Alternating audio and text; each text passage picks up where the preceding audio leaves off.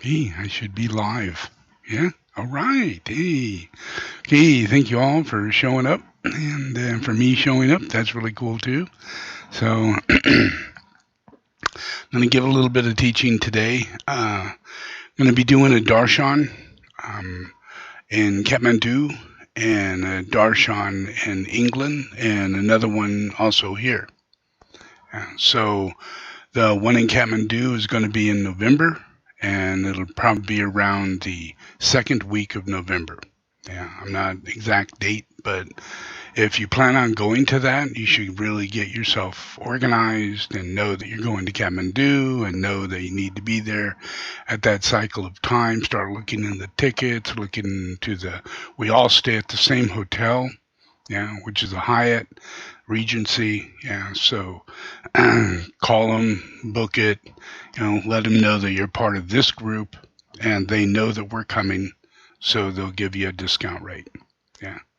So, and then I'm going to be going from there, going to England and spend time there doing a darshan, and I'm going to see if I can do a 1-day darshan meditation in London that'll be free.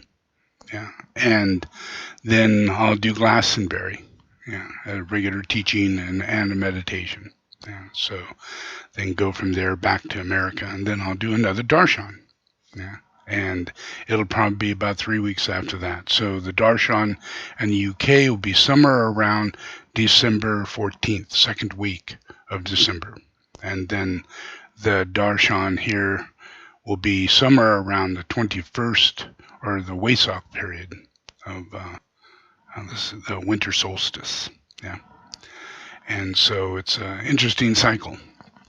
Yeah, because being who I am and everything, it has a lot to do in a process of straightening out the delusionary aspect of people thinking that they're members of the hierarchy and thinking that they're, a bunch of extraterrestrials and saints and all this stuff, but yet the world is as it is.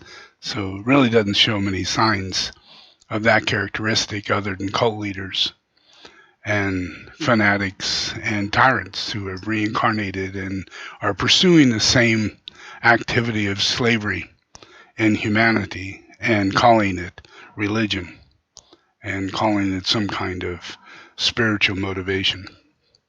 Reasons behind it is their spiritual motivation.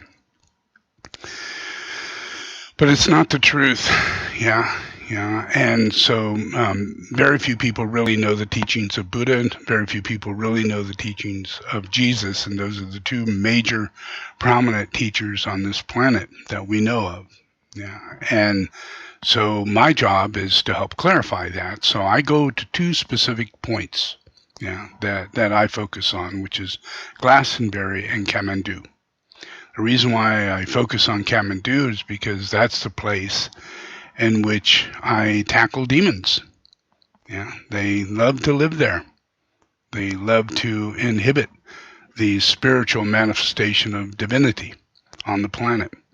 And in future times and throughout time, the Buddha incarnates there, and all kinds of manifestations of the Lord incarnates and goes there, such as Jesus and the future incarnation of myself, Maitreya, as Nama Buddha, as Padmasambhava, and Milarepa, and many other incarnations spent their time in Kathmandu, including Babaji. So there's a good reason as to why I go there, because that's really where the Lord goes. That's the Lord's place of activity. No one tells the Lord to go there. No one says you're late, you need to go, get going, you're there, and you need to be there. Nothing like that, because no one has any idea of the Lord. It just comes and goes. There is no real connection as to its where it's at and how it affects you, and in what way does it affect you. Because inside the teachings of Buddha is the preparation teachings of the coming of Christ. And that's missed big time in the process of Buddhism. And there's nobody in Buddhism that says this. And yet it is the foundation of Buddhism. It was the last teachings that Buddha gave. He gave the teachings of why is it we're not reaching enlightenment. How will we reach enlightenment? How will we reduce our merit? How will we get to a point where we'll enter heaven? And Buddha literally says, you're not going to. I'm not going to. Nobody's going to. There's only one who comes from heaven. And that one being takes us to heaven. So there's nobody else. It's not a hierarchy. It's not a bunch of gods. Because they'd just be tyrants if they thought they were that. They would just live in a delusion of grandeur. Yeah, whether it be a president or a king or a queen or a guru. It still comes out the same. People are not qualified as a representative of God. It doesn't work that way. It's not made that way. The Lord is qualified. The Lord is the Son of God. The Lord isn't disconnected from God in any way, shape, or form. You know, it doesn't have an evolutionary process. It doesn't come from what humanity thinks humanity comes from, like the evolutionary process. And there is no such process for humanity. There never was such a process for the Lord. So the Lord holds that truth for all of humanity so that they can find their way back to God. Because you're not a monkey evolved into a human being. Yeah. Everything is as it is, and it is as it was in the beginning. And you just can't believe in that. Can't believe that God can come up with this whole thing, kabang, in one fell swoop. Yeah, everything from dinosaurs to birds to human beings to trucks to tractors to cars. You can't include it all. You have to find separation. And then you have to create God in the machine and call it evolution. And for that reason, you could base caste systems and people just unworthy, and that they have to be in a worthy state in order to be in the hierarchy, as though that's part of heaven too. And there is no such thing. Yeah. So in the teachings of Buddha, Buddha taught very specifically that there was another one coming, and that one, and only that one, will be the one who takes everybody to heaven. Yeah. So I'm going to show you this. That is out of Buddhism. Yeah, it's an ancient script. It is in the written script of Buddhism. It's just been kind of taken out in the process of being added to books and information and interpretation of who Buddha is. Yeah, because you wouldn't want to think he's like a John the Baptist. That wouldn't be right, but it would be true. Yeah. Then what happened after Jesus came? Yeah, after Jesus came, there was no preparation for Jesus. Yeah, everybody began defiling everything, and all the scriptures that was all memorized got put into written form, and what was put into written form was taken out that didn't fit, which was another Messiah, another Buddha, the Christ himself. Yeah. And that Buddha wasn't enlightened in the way in which everybody thought he was. That he wasn't the way. He wasn't the one. And he literally says that. Yeah. So I'll show you this. It's pretty interesting. There you go. In the Buddhist scriptures of Cambodia, a prophecy regarding a holy one would come, one who would lead people away from the old way and introduce a new way. When Buddha was traveling and living in this world, there was an old Brahmin priest who asked the Buddha, "How will all men and all Brahmin continue in their merit-making so as to escape the results of sin?" The Buddha answered, "Even though all of you give alms according to 5 precepts, the 8 precepts, the 10 precepts, or the 227 precepts for 9 trillion years, and you raise your hands and offer yourselves as a burnt offering, or you pray 5 times a day, you will still not escape the results of your sin. If you do this every day, your merit gained will only be equal to the smallest strand of hair of an unborn infant, extremely small. You shall not enter heaven's doors. The old Brahmin priest asked further, what are we all to do to be saved?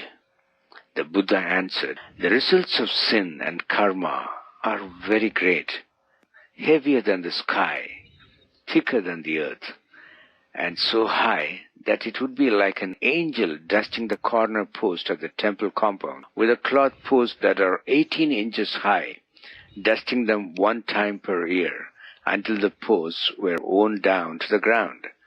When the posts are worn down, that's how long it would take to endure sins.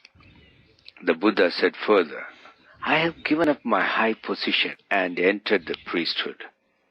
I considered that even though I am good, I would have only a very small amount of merit at the end of the year.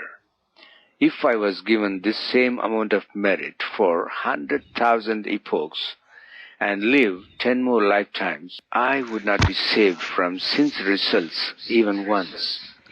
The old Brahmin priest asked further, so what shall we all do? The Buddha answered, keep on making merit and look for another Holy One who will come and help the world and all of you in the future. Then the old Brahmin priest asked, what will the characteristics of the Holy One be like? The Buddha answered him, in the palm of his hands and in the flat of his feet will be the sign of a disc. In his side a stab wound, and his forehead will have many marks like scars. This Holy One will be the golden boat which will carry you over the cycle of rebirths all the way to the highest heaven. Do not look for salvation in the old way. There is no salvation in it for sure. Quit the old way, and there will be a new spirit like the light of a lightning bug which will come down from the sky, about to live in all your hearts, and you will be victorious over all your enemies. Nobody will be able to destroy you. If you die, you will not come back to be born in this world again. You will go to the highest heaven, that is nirvana. Buddha was correct about the uselessness of trying to earn merit. The prophecy was fulfilled. When Jesus Christ died on the cross to take away the human sin, through Jesus alone, one can find perfect assurance that the highest heaven is opened by God's grace, not by our own works.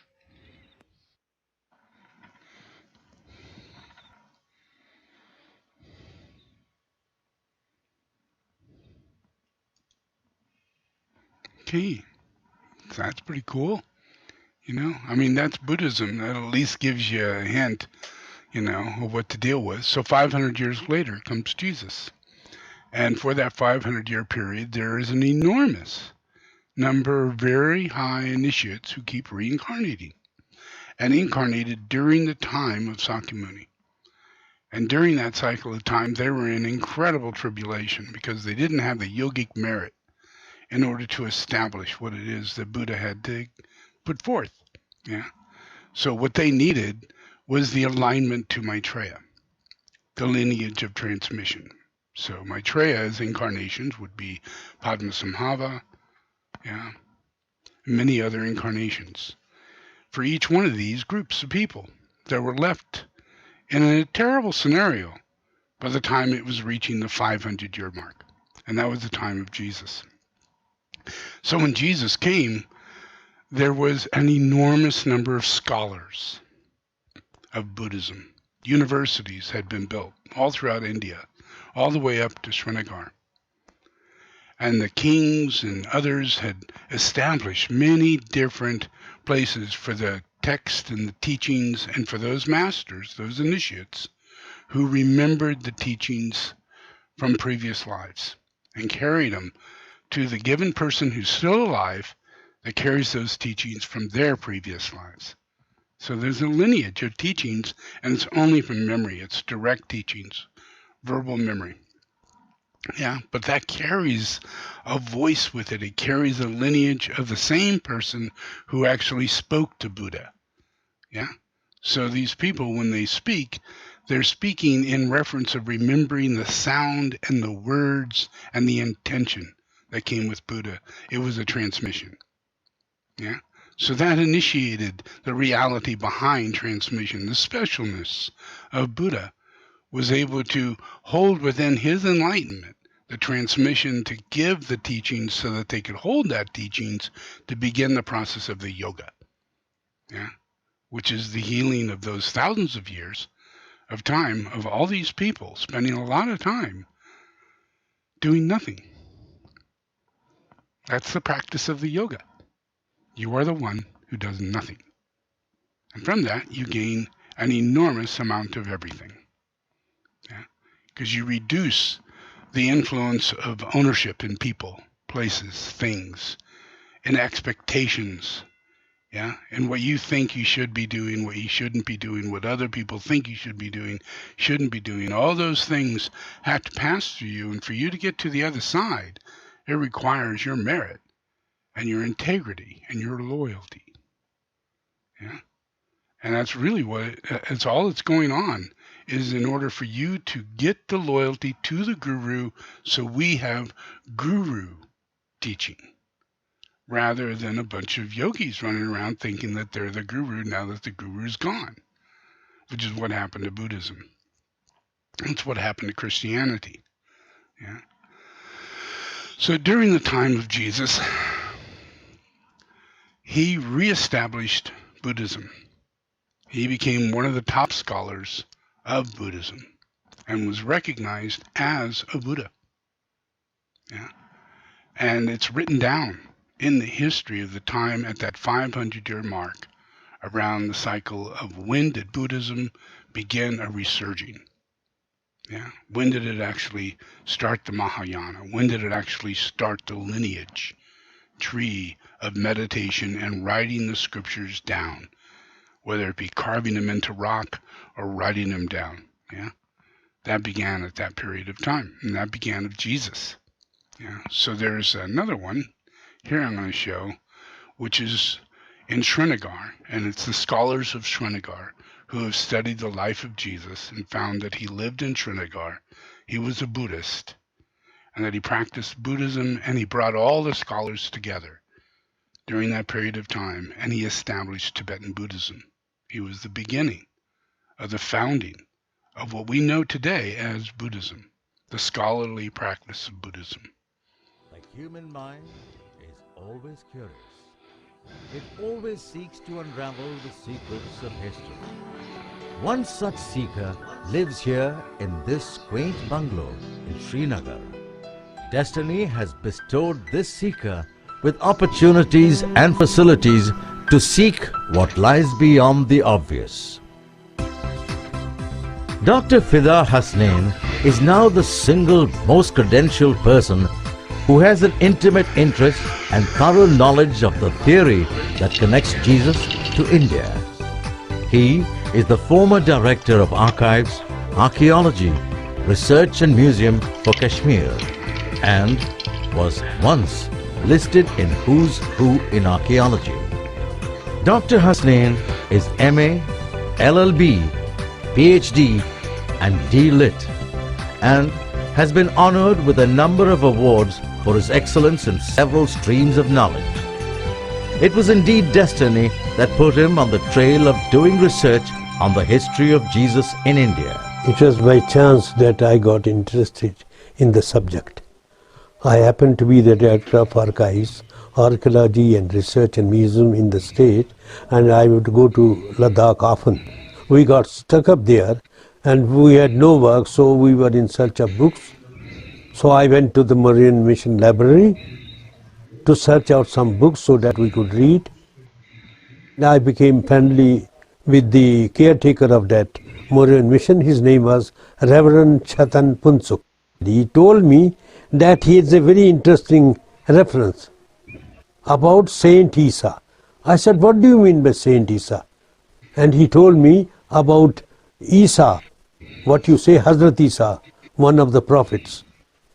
Name of Nicholas Naughty was there, and it came to light that he had come to Ladakh. He had stayed at this Hemas Gumpa, and he obtained the life of Jesus Christ. Translation of the original Pali text. These documents have been seen not only by Notovich but by many others. A disciple of Ramakrishna Paramhans, Swami Abhedananda, went to cross-check Notovich's discovery and published the text in his own book, Journey into Kashmir and Tibet. Many other explorers have also seen these documents. These scrolls also reveal the story of Jesus Christ between the age of 13 and 28 years. It is surprising that the Holy Bible contains no story of Jesus during this period. Jesus Christ, as a young man, came to India, and he visited various places. He went to Kathmandu. He got influence with Vedanta and philosophy, as well as with Buddhism. Acts of Thomas mentions the arrival of Jesus in the famous city of Takshila. These are the ruins of the famous university which was at Takshila. It was a great center of learning and Buddhist studies. King Gondophares was the ruler when Jesus had visited Takshila. From Takshila, Jesus reached Kashmir.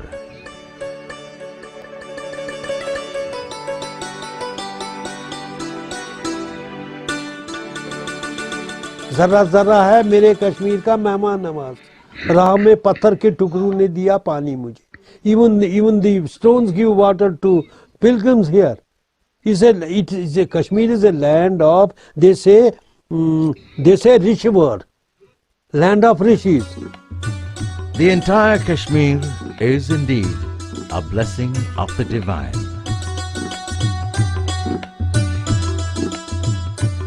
There is something in Kashmir which uplifts the soul. After all, there has to be some reason why Jesus Christ chose Kashmir to settle. When Jesus came to Kashmir, Buddhism held complete sway in the region. Together with Buddhism was existing the Vedic culture. So, it is but natural that most ancient records of the arrival of Jesus is found in Pali and Sanskrit documents.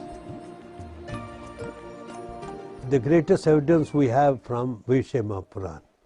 Then we have the Chinese documents, glass mirror. We have Tibetan, we have Persian manuscripts also. We have manuscripts in Arabic and information about the thing. But the main information, the chief information is from the Sanskrit work, Bhavishya Mahapuran.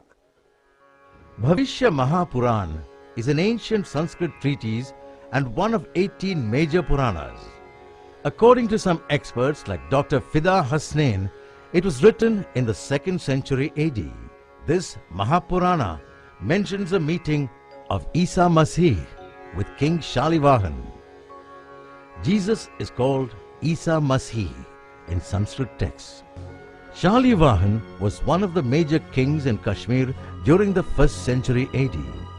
He had established the rule of the Aryans on this side of the river Sindhu or Indus. The Purana says, Ekadatu Shakadhisho Himatungam Shamayayo Honu Desasya Madhya. One day, King Shalivahan went to the Himalayas. There, in the land of Ladakh, he saw a pious man in the mountains. His skin was fair and he wore white garments. The king asked the holy man who he was. Ishaputram Chamama Vidhi Kumari Garbha Sambhavam. The holy man replied, I am the son of God and am born of an unmarried woman. I have been sent as a prophet to the fallen ones. After the purification of the essence and the impure body, and after seeking refuge in the Vedas, man will pray to the Eternal. The holy man further said that he has been called Isa Masih. Isha Masih iti cha mama nama pratishthitam. This is a very interesting document indeed. It clearly mentions the name of Isa Masih. It also speaks of him as the Son of God and born from an unmarried woman. Glass mirror is another ancient document mentioning the details of Jesus Christ as User Asif. The glass mirror is the history of religions written in Chinese, which was translated into Tibetan. The glass mirror puts User Asif on the same pedestal as that of Buddha. His teachings were similar to that of Buddha. It says, however, that the teachings and fame of User Asif did not spread much out of Kashmir. Archaeological investigations lead us to another place called Harwan near Srinagar. Adjacent to Harwan is the ancient archaeological site where the fourth great Buddhist council was held in the 1st century AD. These walls of small boulders and pebbles have preserved history which unfolded more than 1,900 years ago. It is a saga of that time when great Kanishka was the king of this part of the world. In the 1st century AD, he convened a great council of Buddhist monks at this very place. Scholars came down from far-off places like Central Asia, China, Sri Lanka and other parts of India. This fourth Buddhist council is a landmark event in the history of Buddhism. It gave birth to Mahayana Buddhism. Who was the moving force behind the great revival of Buddhism? Such a great insight requires a great personality. Scholars feel that this great personality was none other than User Asif. The strongest evidence for this are the 2 coins released by Kanishka. One coin mentions Buddho or Buddha. The second coin mentions Yuzo or User Asif. It is clear that Kanishka respected and adored User Asif in the same light as Buddha.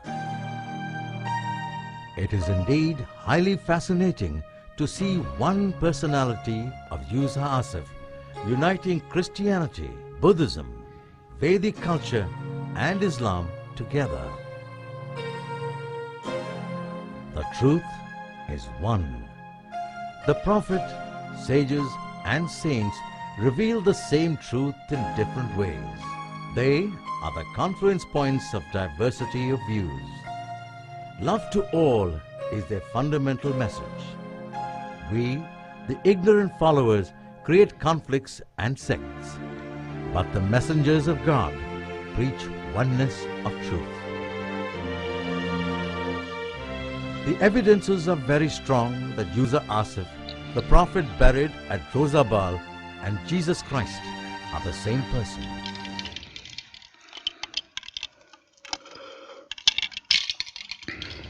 Yeah, it's true.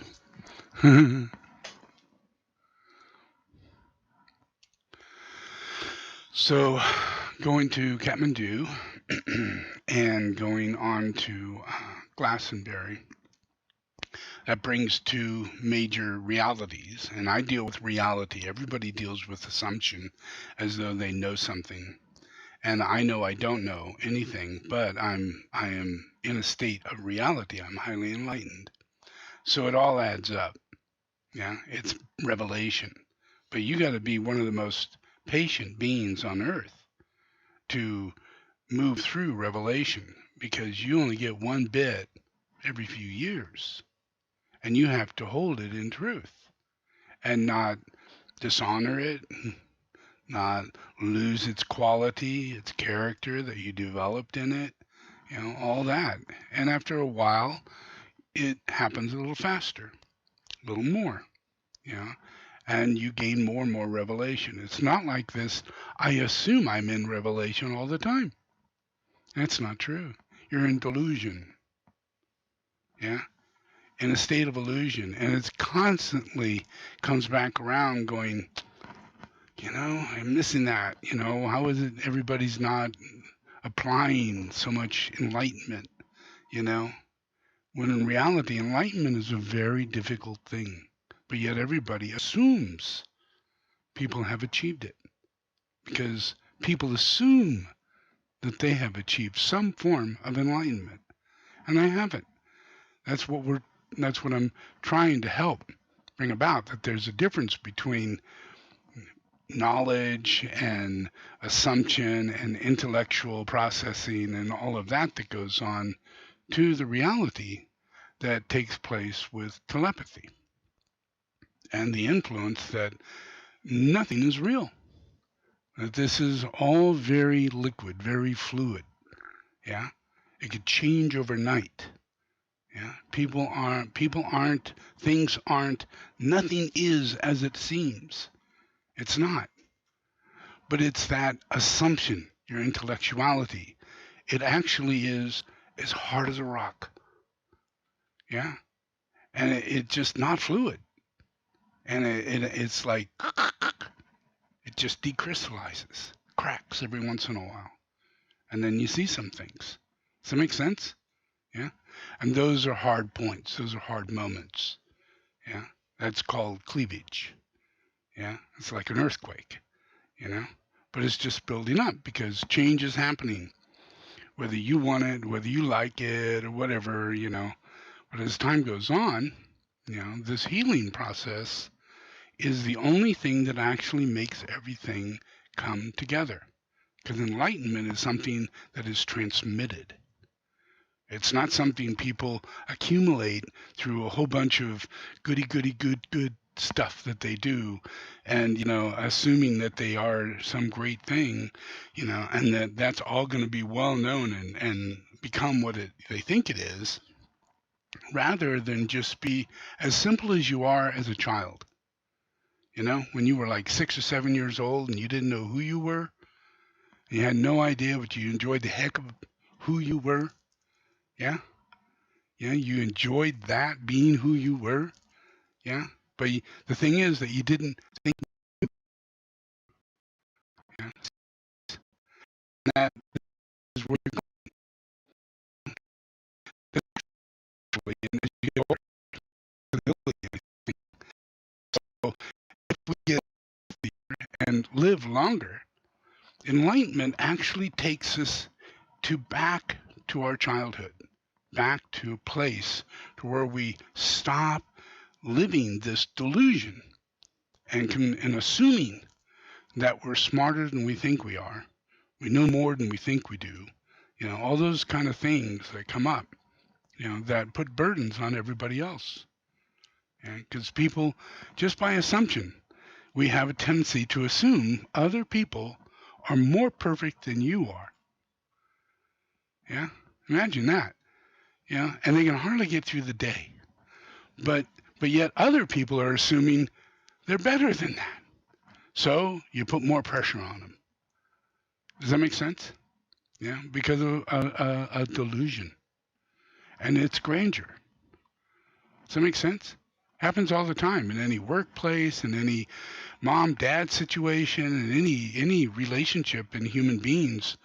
Quite often, that is the struggle that goes on, is a lack of ability to literally connect in such a way to where we don't assume anything and we literally allow the person to be the misfiring process that they are, yeah, until it becomes firing, yeah, until it starts working, yeah, because if we assume it's any different than what it is, than what we really can see, yeah, then there's a struggle going on, and all of that is sat inside the psychic energy.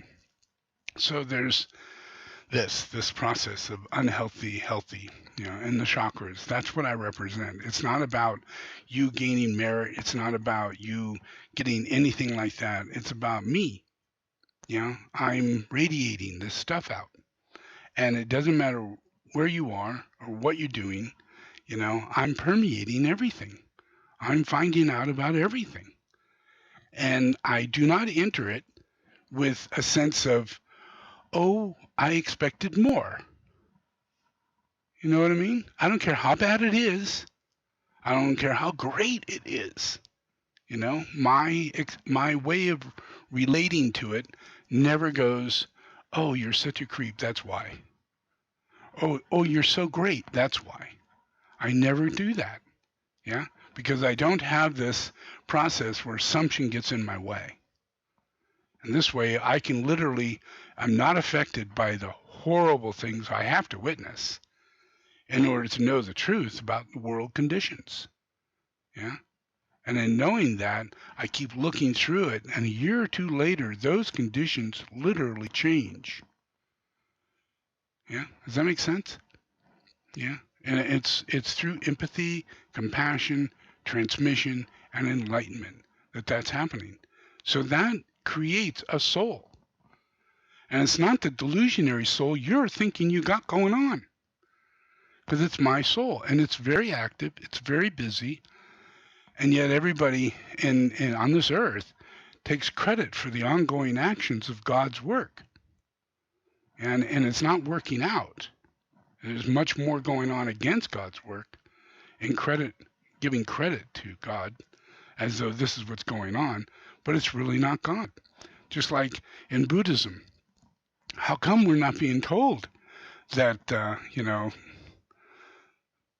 Buddha was like John the Baptist? How come? It's not even mentioned in there. How come it's hardly even mentioned in there that Buddha was not enlightened? And it doesn't say that Buddha's not going to heaven. And it doesn't say that Buddha does not have the path.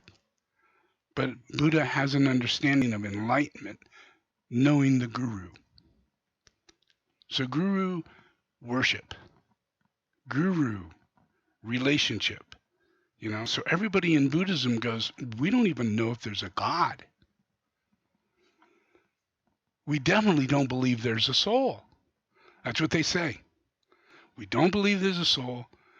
We're not sure, pretty darn sure, there's not a God, and that it's all in this whole other esoteric bunch of stuff that we can explain through our Buddhist understanding, which is a whole bunch of linear crap. Yeah. If it comes down to the simplicity of it, and you listen to what Buddha had to say, whoa, then we got the historical event of Jesus.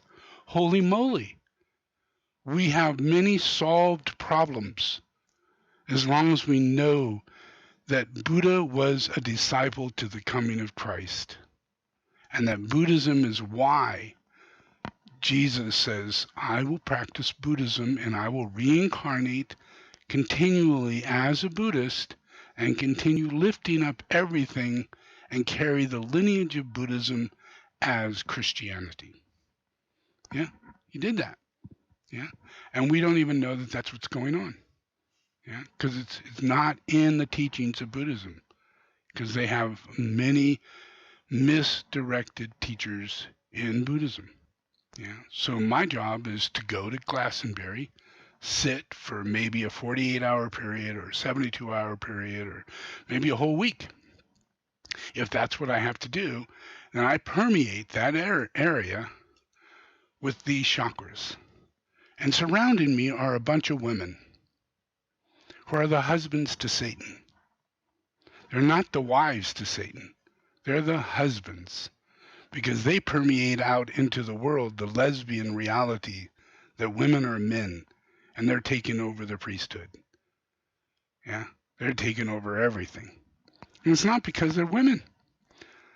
It's because they're under a false illusion that there is such thing as a hierarchy. And they're in the pagan worshiping aspect of that hierarchy. They're witches. Yeah. And they're so right on in what they're doing, because there is such a thing as Satan. They've got their teacher. They are under the authority of Satan, and they surrounded Christ. Yeah. So in that location, that's what was there before I got there. And now there's hardly any. Yeah. There used to be a bed and breakfast right next to our Dharma center. I don't know if it's still there, but it doesn't matter. It won't be there for long. Yeah. Because it's just a matter of the process of healing. Yeah. And if I go back to Glastonbury, if I go back to Kathmandu, I'm doing the same thing. I'm retransmitting in where there are these hostile magicians sitting in the area of sanctity, for the earth. And that's the only way in which people can have a soul, is if they can receive the transmission of the one who brings the soul. But if they go into that area and they defile everything, and they make everybody think, oh, Buddha is just another little boy, woke up at 30. Oh, Jesus is just another little boy, woke up at 30. What a coincidence. They both were asleep till 30? You think so? You believe so? Yeah. Does that make sense? Yeah. And that really gets in the way of your relationship to the guru. Yeah. Because you have a ton of reasons to believe that there is no such thing as a guru, especially Jesus. Yeah. Or Buddha. Yeah. Because it's inside the teachings that are so misdirected and so misinformed that when you hear those teachings, they're so delusionary. Walk on water, all the different delusionary things that would only come under delusionary aspects. Yeah. So those aren't things that would actually help you with the truth. Yeah. If you were told the truth, if you were told that Buddha said this and said that Jesus was going to be like this, and if you were told that Jesus went on to India and lived in India and practiced Buddhism and did what he did, and if that was allowed to be a part of your teaching, your understanding, then you wouldn't have a separation between the process. Yeah. But the separation comes from the disciples of those teachers. Yeah. They get in the way. Yeah. Because after a while, they get delusions of grandeur. And they believe that they're the teachers. And this is where the buck stops. This is where the energy sits. Yeah. And that's not true. That's part of the delusions of grandeur in the healing process, when we're really trying to heal and become the people that we're meant to be in the hierarchy. We have to go through these delusions of grandeur, and you're going to see it everywhere. There's a guy named Benny Hinn. There's all these different, evangelists out there claiming to be healing people, doing all the things they're doing. Yeah.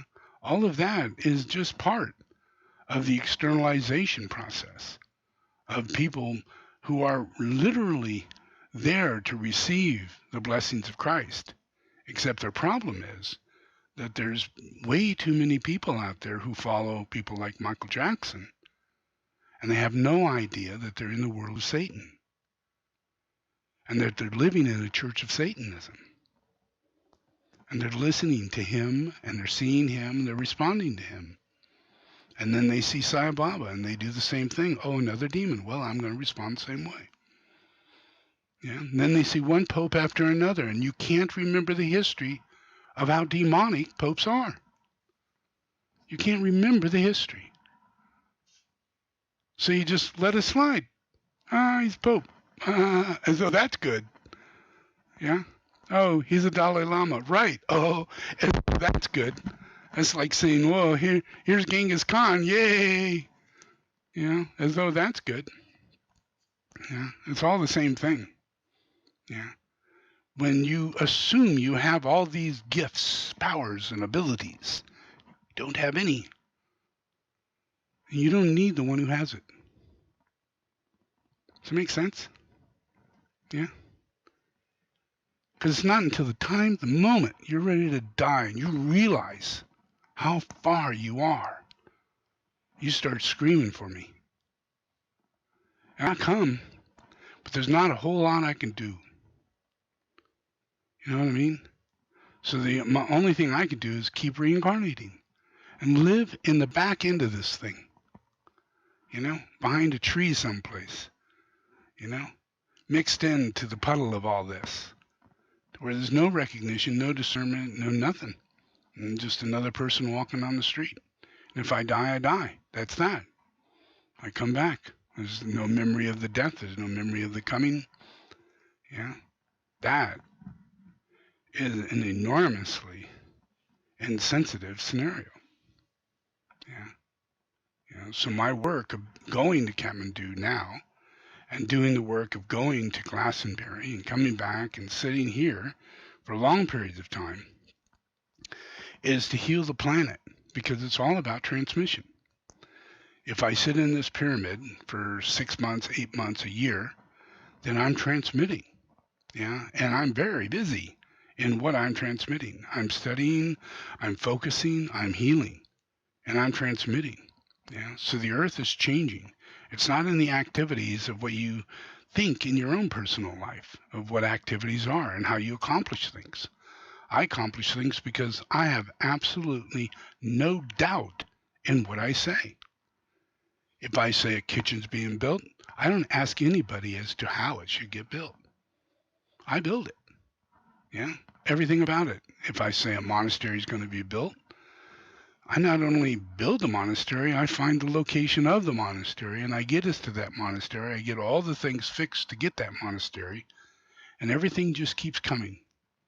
Yeah, because everything, when it's coming from above, it happens like that. But when you're in this world and you believe you're in a state of evolution, you're dog eat dog and you're up against everything, because you're pushing against what isn't created. And I'm working with something that's already created. It's a totally different world. Does that make sense? Yeah. That's the reason why we say the word faith. That's why there is all the things and the virtues are there, because everything is provided when it's coming this way and it comes back up that way. Yeah. Everything has to be received. And the only way it can be received if it's our energy is going to heaven. Yeah.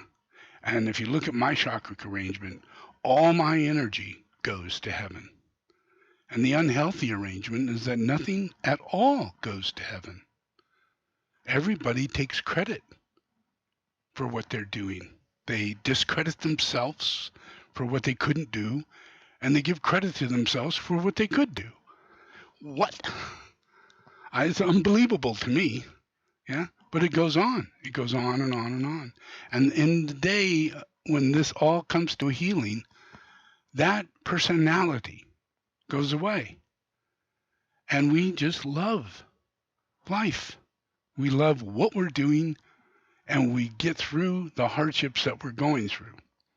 And we just love. It doesn't matter if it's hard or if it's good. The energy is love, and it's supportive, and it's consistent, and it's all this energy from your solar plex that gives chi to the earth. Yeah. And that's really our purpose, is to be the caretakers of the earth and bring all these elemental forces and move them up to heaven through faith, not through hope, but having a consistent positive attitude in faith in other people, and not live in assumption and lose faith in people because you're assuming that they're better than what they are. And it's always gonna be hopeless. Make sense? Yeah. So I read that in a book. Yeah. Take it to heart. All right, so let's do a puja. We're gonna do 7 rays of God. Okay, so let me grab my little invocation.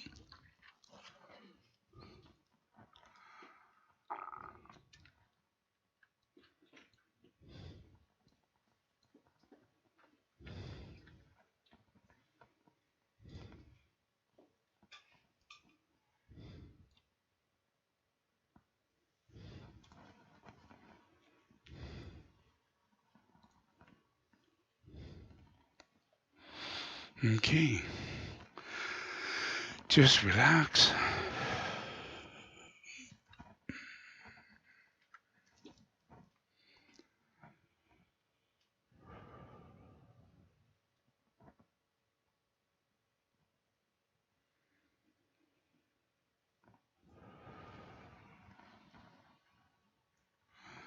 Okay, just repeat after me. I invoke the power, the love, and the wisdom of my ashram, soul, and monad.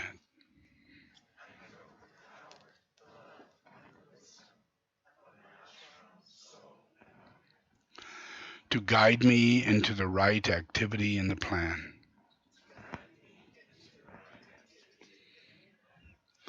to clarify and stimulate my mind, to transform and transmute my feelings and emotions,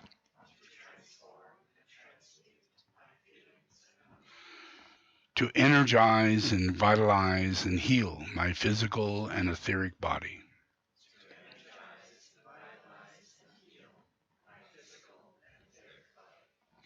So there is a normal flow of energy in my physical and etheric body.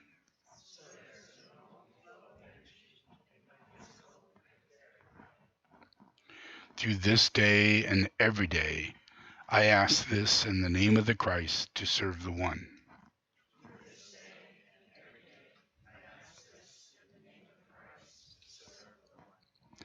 All in the name of the Father, the Son, and the Holy Spirit. Amen.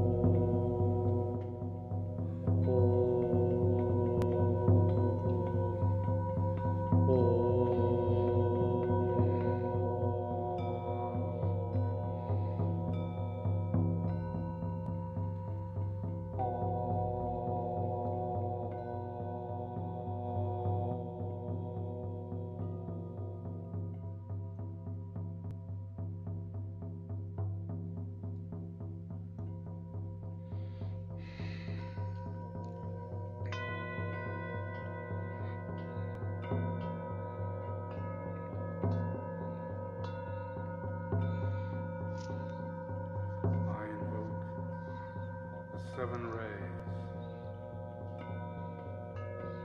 to raise the senses of humanity, expressed as the soul.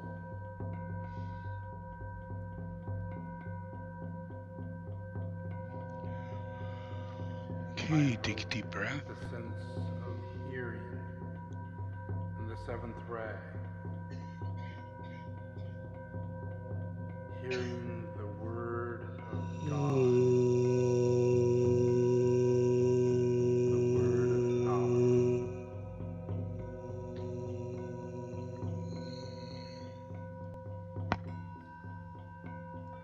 I invoke the sense of touch and the first ray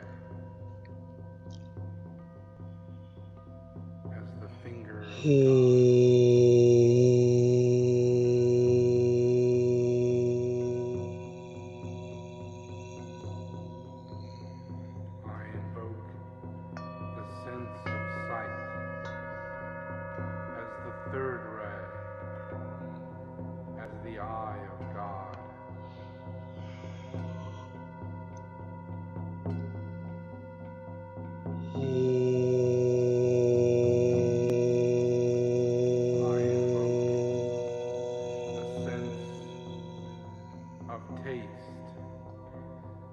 sixth ray as the desire of all the nations.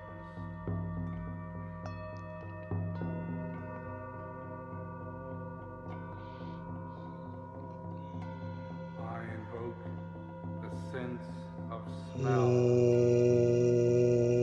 as the fourth ray, the beauty of revelation.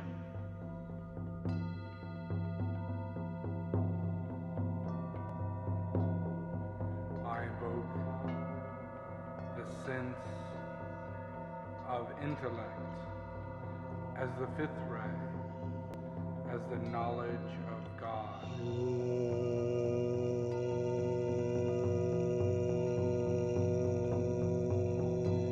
I invoke the sense of intuition as the second ray, understanding of God.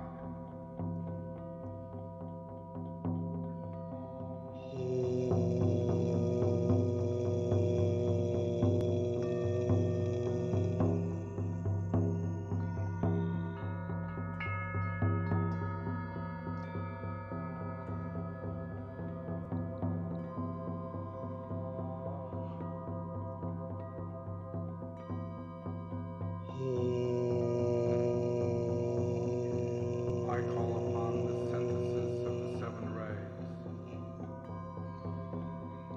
to be expressed through your personality.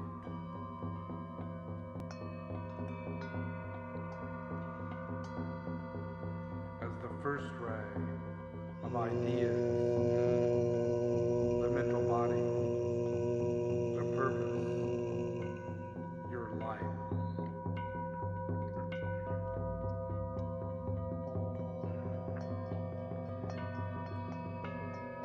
The second ray of ideals, the astral body, and your quality.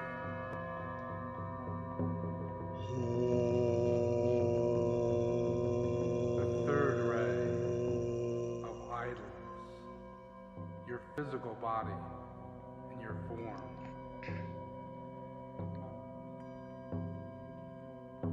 The fourth ray of the fourth kingdom of humanity in balance.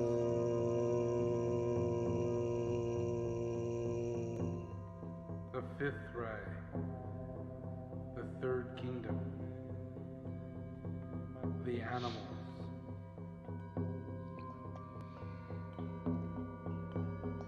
The sixth ray, the second kingdom, vegetables. The seventh ray, the first kingdom, minerals.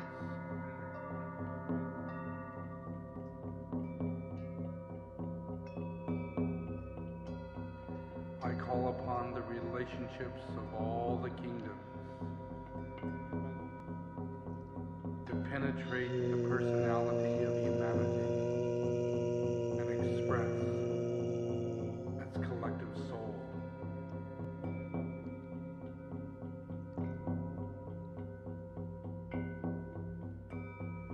The seventh ray and the fourth ray as the mineral kingdom.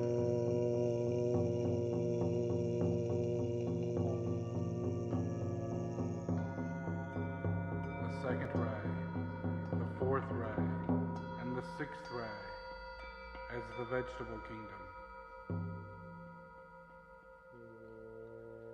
The third ray and the sixth ray as the animal kingdom. The fourth ray and the fifth ray as the human kingdom.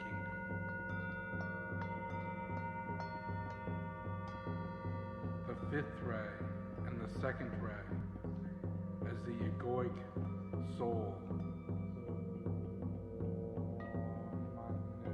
The sixth ray and the third ray as planetary lives. The first ray and the seventh ray as solar lives.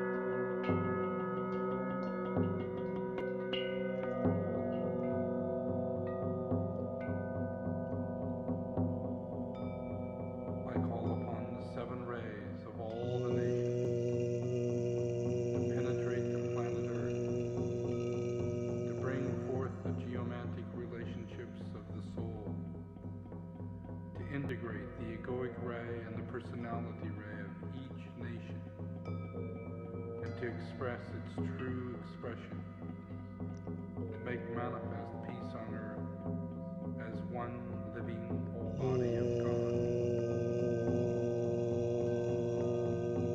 I call upon India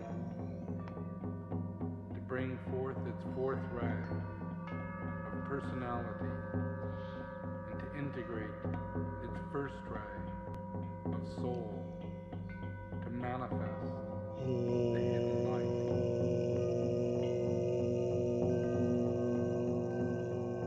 I invoke China to bring forth its third ray personality to integrate its egoic soul into its first ray to manifest as the indication of the way. I invoke Germany to bring forth its first ray of personality to integrate its egoic soul of fourth ray to preserve the truth. I invoke France and its third ray personality to integrate its fifth ray of egoic soul to release the light.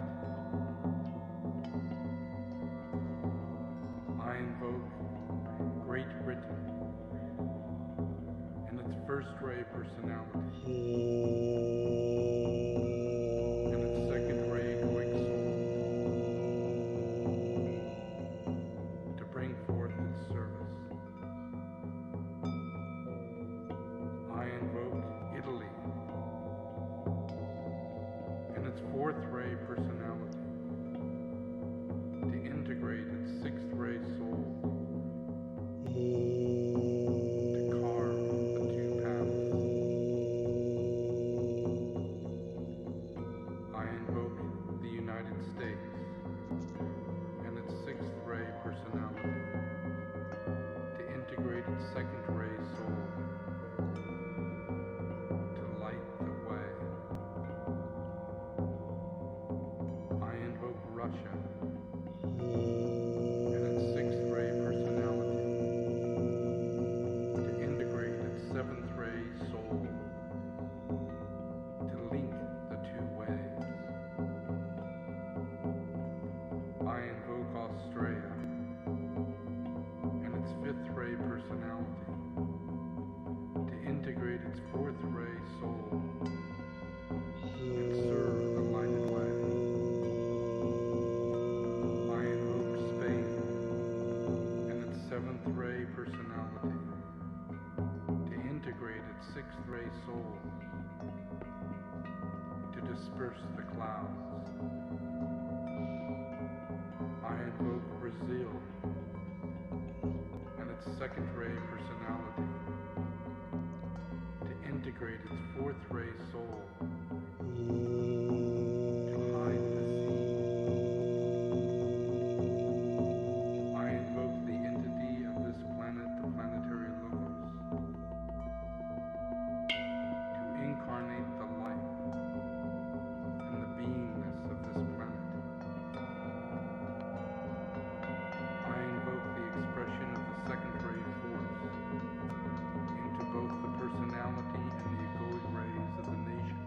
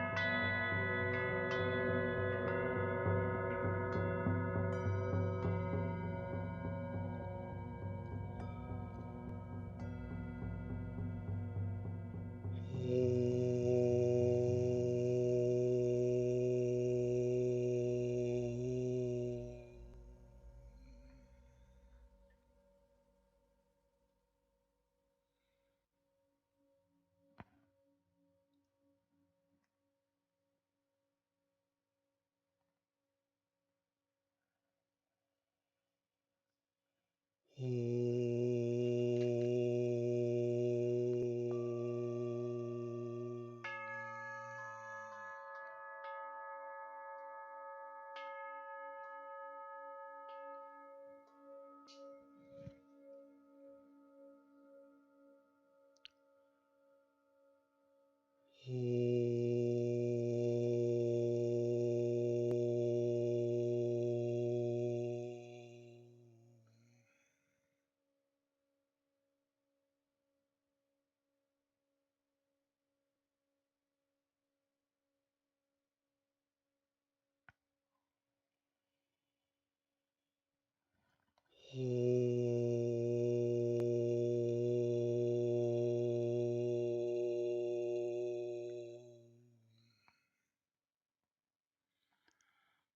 just relax.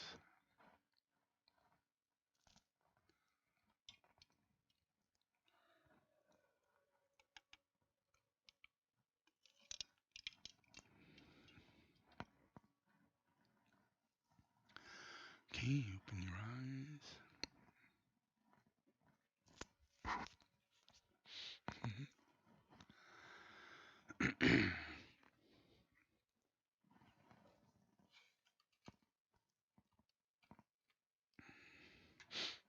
So in Kathmandu and throughout India, there are scholars of Buddhism, and Kathmandu is the main place of scholars of Buddhism. It has both the birthplace of Buddha, yeah, and it has both Kathmandu, which is the place in which Buddha lived, and the country that Buddha lived in, and died in, taught in, even though he did travel through India. And most of his students were actually Indian, not Nepali.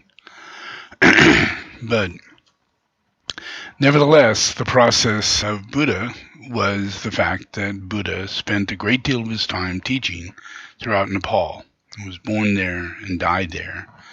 And in many incarnations, not just as Gautama Buddha, but his other lives, my own, and as Padmasambhava and Milarepa and other incarnations. So there is a great deal of the established scholarship process that has happened in the world that actually is kind of focused at the level of Nepal.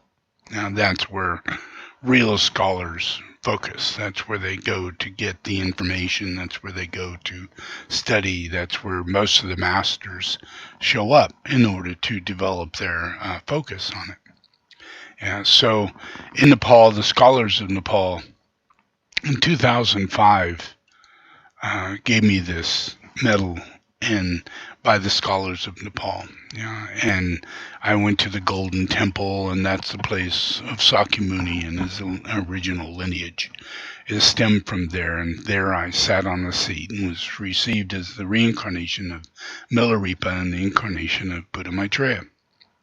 And this is all in the same prophecy of Sakyamuni. So they were very much fulfilling what they know to be true, aspects of truth, and that it was a real auspicious reality, the fact that I'm physically incarnated and I'm actually in Nepal, spending time there and doing what I'm doing. So in that process, I've gave a lot of teachings, and I have gave teachings here at the Maitreya Monastery, at Maitreya Vihar, and at other places at Karmaraj, where it's the foundation for the Karmapa or Padmasambhava. But this is the foundation for Sakyamuni and for Maitreya, is Maitreya Vihar. So it's from there that I do a lot of my transmission, right out of that place, and received certificates from there for initially starting what's known as now soul therapy. And people just go into soul therapy and go, oh, nice, this is neat, nice pyramids, all this. But in Nepal, it's seen that the Lord himself, the Buddha, created a new science to heal the world called soul therapy. It's not what you think it is. It's his. It's not yours. It's his.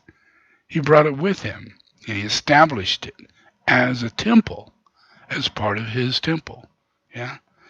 So that soul therapy is a new offshoot of what meditation is. Meditation is the connection to the Lord. Yeah. So I make no having to go other avenues. Yeah. If you come to me, you get to the Lord. Yeah. If you don't come to me, you don't get to the Lord. You go to someone next to me, someone down the road from me who says they know me, you don't make it to the Lord. And they'll keep you from getting to the Lord. Does that make sense? Because of this self-assuming discipleship, as though there is such a thing. And all it is an inkling of understanding, of knowing who I might be. And you're kind of like everybody wavers on that. But what really is important is my being. And I know exactly who I am. I never not know who I am. You're the one who doesn't know who I am.